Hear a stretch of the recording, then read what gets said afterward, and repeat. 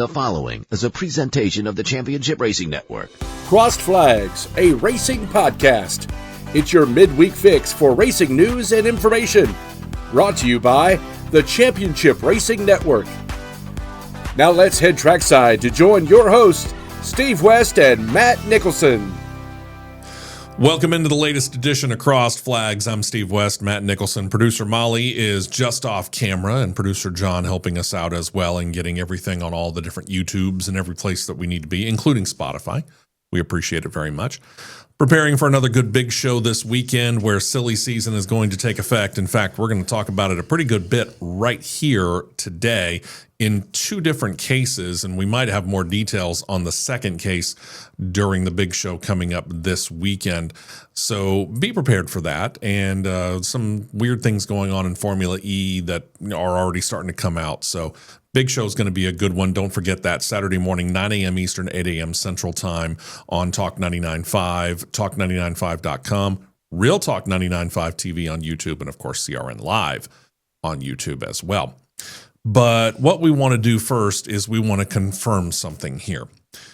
Not just this past weekend, but the show before that. We got to talking about the possibility of a couple of moves being made in Indycar and how silly season was really kind of gaining more traction, really in IndyCar more than anything else. I mean, yeah, we've had a couple of moves announced already when it came to NASCAR, but IndyCar really seems to be picking it up with 5-6 races left in the year?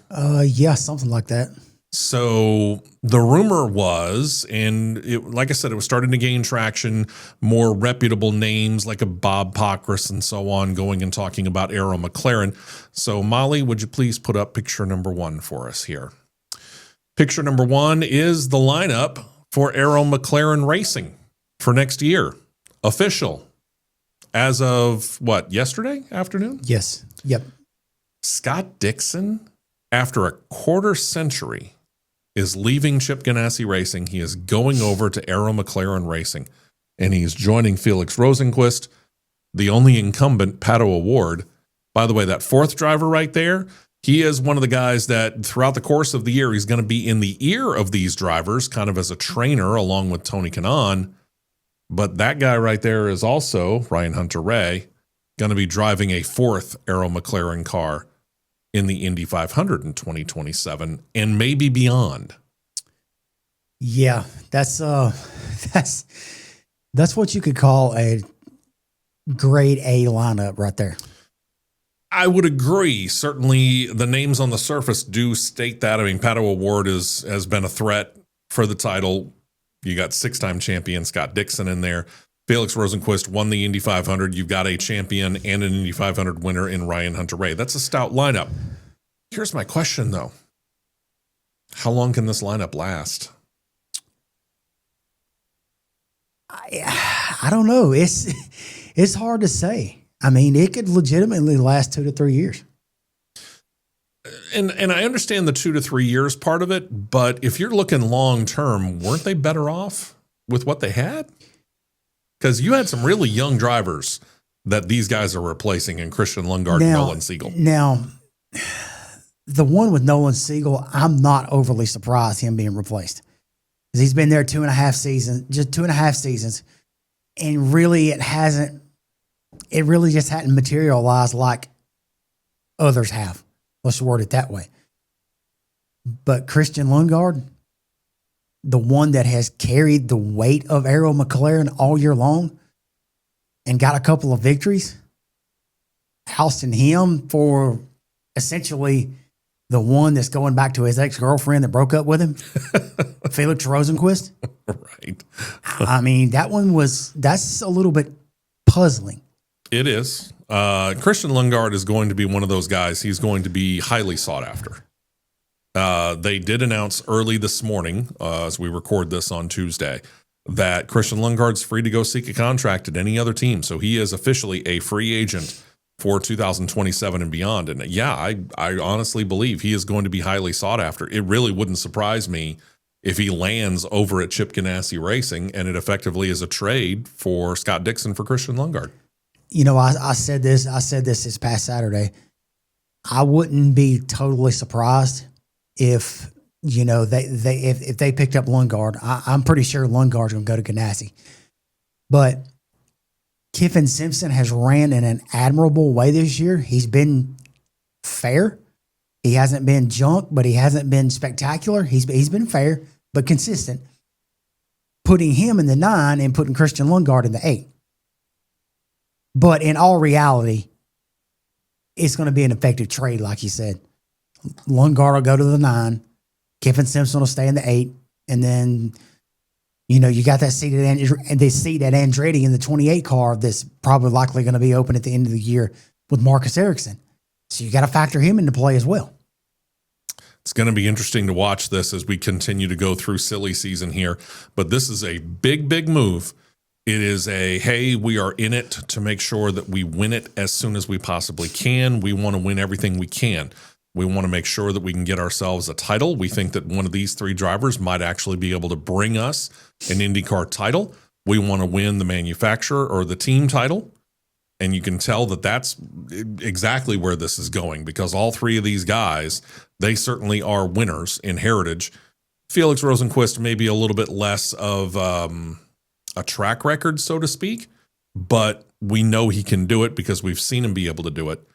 And Ryan Hunter-Reay, solid, steady veteran, easy to just kind of place him in an Indy 500 car and forget it. And you never know. You might just, a couple of things go the right way. You might just find himself up there, top 10, top 5, who knows, could claim a win. We've seen one of these drivers be able to do that before, especially to get a good car. But this is all about, we want to win, and we want to win now. I saw a quote from Zach Brown that Zach Brown said yesterday within one of the releases about this lineup. All the things that he said was winning the IndyCar title, the IndyCar team title, and that Zach Brown wants to accomplish the Triple Crown for McLaren. I could see that. He wants to accomplish a Triple Crown. Yeah, I can see that. With these 3, well, these 4 for Indianapolis. True. It's a better than 50% odds. Yeah. Scott Dixon can work with just about anybody. He'll certainly immediately become the mentor for the other 2 younger drivers. Ryan Hunter-Reay certainly will also be a good sounding board for both Pato O'Ward and for Felix Rosenqvist. So those 2 really don't have any excuse. If they have questions or they are having problems, go to one of those 2 guys. I can guarantee you they've seen it, they've gone through it, they've worked through it.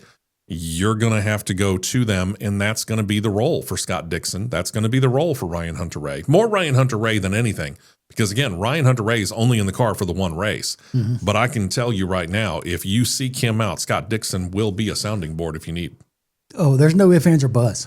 But again, this right here is the equivalent of you're trading away draft picks and all the young players on your team to go out and get the veteran players on your baseball, basketball, football, or hockey team, whatever team that it is, because you're saying we're in it to win it right now.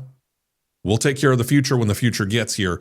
We're looking short term. We're not worried about long term. That's what this move tells me. Right. So, Arrow McLaren, watch out for him next year. Yep. It is kind of weird, though, because we saw what they were able to do last year, and they dominated specifically McLaren in Formula One last year. Got the driver's title, got the Constructors' Cup title. This year, where are they? Is it another one of those situations that we're starting to see come to fruition in IndyCar too? Yeah, I believe so.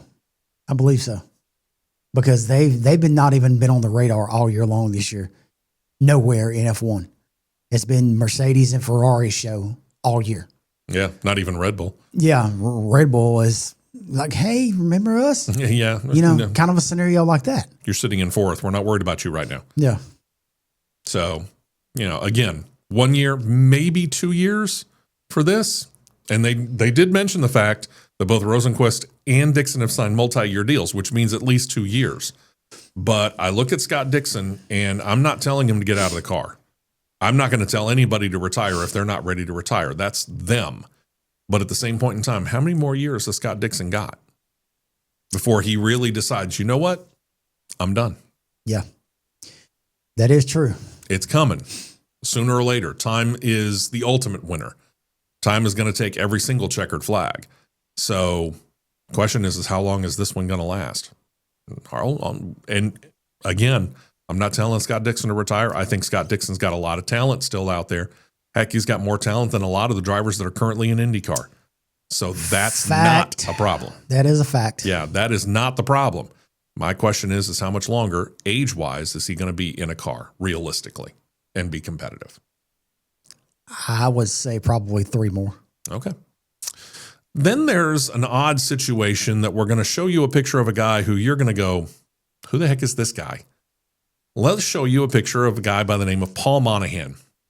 Paul Monahan is a behind-the-scenes guy at Red Bull Racing, speaking of Formula One. He is in the engineering department. In fact, he's kind of the chief engineer for Red Bull Racing. And he's worked there for 2 decades now. And go back 2 decades ago. That's 2006, effectively. He's seen it all. Yeah. He's seen Red Bull win consecutive titles with Sebastian Vettel, then watch as Mercedes beat them to a pulp and back, but they were still highly competitive. And then all of a sudden, here comes the rise of Max Verstappen. He has seen the dominance of both of those drivers. He's seen them win titles. He's seen Red Bull struggle to win races, much less titles. This guy, and there are 2 aspects to this. I should put it this way. Everybody says he's gone. Even Red Bull has said, yeah, he's effectively gone without saying it. Not necessarily in so many words, right? So the chief engineer of Red Bull's gone. Let's start there first. We'll worry about rumors stating where he might be going in a bit. This is just the latest move of Red Bull having trouble keeping those people that made them what they have been for the last effectively 2 decades. It's shaping up to be an effective collapse. And we're already starting to see it, sort of. Yeah. Because like we said, they're in 4th place right now. And we're talking about right now Mercedes in the Constructors' Cup battle, looking at about close to 400 points championship-wise between their 2 drivers. Right now, we're looking at about 150 points for Red Bull. They used to be 50, 75 points, might have separated them out if they weren't in the lead. Yeah. It's a wide separation for them right now. Yeah. And I'm pretty sure I recall saying on our platforms when they parted ways with Christian Horner and Laurent Mekies was going in. Yeah. I'm pretty sure I said, this is not the answer. It's not the answer. And the interesting thing is Laurent Mekies did come over last year because it was about this time last year that they made that switch from Christian Horner, and he was fired, who, by the way, strangely enough, showed up in the paddock at the F1 race last weekend in Britain. So he still got friends within the walls of Formula One, just really not at Red Bull. But about a year ago now, they made the switch. It took a couple of weeks, and then all of a sudden we started seeing Max Verstappen just start reeling off top 3 finishes, podium finishes, and wins. And he made it a championship race, a 3-way championship race, and it made it exciting. I don't see that pulse out of Red Bull this year. It's not there. It's a dead pulse. Yeah. If there's any team that is going to make a second half of the season run, truth be told, I think it's Ferrari. I could agree with that. Because I'll be honest with you, I'm not so certain I see it out of McLaren either. No. McLaren's sitting in 3rd, and they're just wallowing around in the mud trying to figure out which way is up. And they're only a couple of points ahead of Red Bull. Yeah. So honestly, Mercedes is trying to run away with it, and I get it. But I keep seeing these flashes, and they're certainly very, very steady over there. And if they can continue to reel off podium finish after podium finish for at least one of their drivers, and especially if they can put both of their drivers on the podium, suddenly they're going to be doing what Mercedes was doing at the beginning of the year, and they're going to make this thing a heck of a lot tighter with Sir Lewis Hamilton and Charles Leclerc, who was the winner in Britain last weekend. Yes, he had a little bit of help from full course yellow, get that, but still, I'm not so certain that if it had gone green, that would have changed much.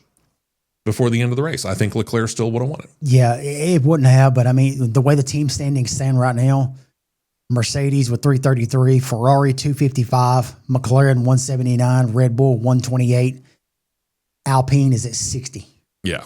Alpine's not going to make a run. Sorry. Racing, Nobody under Alpine's going to make a run either. Racing Bulls is at 59. Yeah. So they could. So Racing Bulls isn't even a help.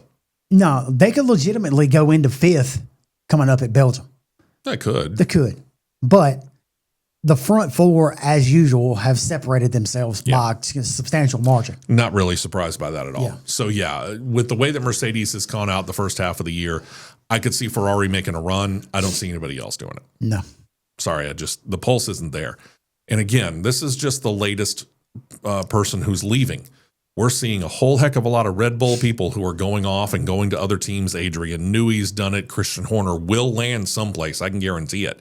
I don't know whether it's going to be as an owner or a team principal, but somebody's going to snag him at some point in time. Jonathan Wheatley, he left. Yeah, exactly. This list of people that are leaving. And this is going to hurt. It's already starting to hurt. We're starting to see it, and it's only going to hurt more. But this is what good teams have to do. If you're going to be a long-time winning team in whatever sport, at whatever level, you've got to be able to withstand the personnel changes. Coaching staff changes in football and basketball are well known. You know, and we'll use the football analogy very, very plainly here. Nick Saban, when he was doing what he was doing down in Tuscaloosa, how many coaches did he go through as far as offensive and defensive guys? And yet Alabama kept winning. You go back to the Bill Belichick, Tom Brady era, and you think about how many coaches that the Patriots went through over the course of time. You think about now the Kansas City Chiefs and how many coaches are going through that situation right now. And it only continues on because other teams look at it and go, we want what they've got. Why don't we go to the source and try and grab some of the personnel that they've got and bring them over here? And that's what's going on with Red Bull right now. Everybody sees Red Bull as ripe for the picking, and as it turns out, they are. Yeah. And other teams are grabbing Red Bull personnel, and they're starting to figure out or trying to figure out, how do we get more consistency out of our cars? How do we maybe work our way up? If you are at the bottom of the standings, work our way up into the mid-pack. And if you're in the mid-pack, is there a way that we can work our way up and be one of those top four teams that Mercedes is and Ferrari is and McLaren is and Red Bull is? We want to be scoring consistently in triple digits in Constructors' Cup points every year. And who knows, maybe we could battle our way into a championship. So where does Paul go? We don't know yet, because in Europe they call it a gardening leave. Here we would call it working out a non-compete clause or sitting out a non-compete clause. But the rumor is once he's done that, and once they figured out how long that gardening leave needs to be, Paul Monahan may be going to Cadillac. Alrighty. Cadillac could use him. Yeah. Cadillac is the current only team with 0 points on the year. They did get both of their cars to finish in Britain, which was a nice change over the previous two races where brakes were catching on fire. Yeah. Literally. Yeah. Yep. So obviously there's some need there in the engineering department in trying to figure out what's going on. We'll see whether or not this actually comes to fruition or not. Again, these are rumors. These are people connecting dots here. But if I'm Cadillac, and I know Cadillac, we've talked about this, they've got the financial backing. We know how much money they've got ability to go into it, because GM's not going to settle for a loser for long. No. TWG, Andretti, is not going to settle for a loser for long. So if it takes going out there and hiring personnel like this from some of the top teams out there, they're going to cut the check. And expect it to be cut soon. And then it's just a matter of working out the negotiations with Red Bull to try and make that gardening leave as short as possible. Expected to be about 6 months. Could he be working for Cadillac come January 1st, 2027? Could be. Yep. Now Cadillac's just got to get to the end of the year and figure out how to score a point. Yep. Get your brakes fixed, guys. Please. Would you? Car looked good. Unfortunately, was sitting at the back. Really didn't see it on camera that much. No, sure didn't. So there you go. Big show. Don't forget, coming up this Saturday morning, 9 a.m. Eastern, 8 a.m. Central Time, Talk 99.5, talk995.com, Real Talk 99.5 TV on YouTube, and CRN Live on YouTube as well. Our thanks to producers Molly and John for all of their work. We appreciate them so much. On behalf of Matt Nicholson, I'm Steve West. Thank you for checking out the latest edition of Crossed Flags.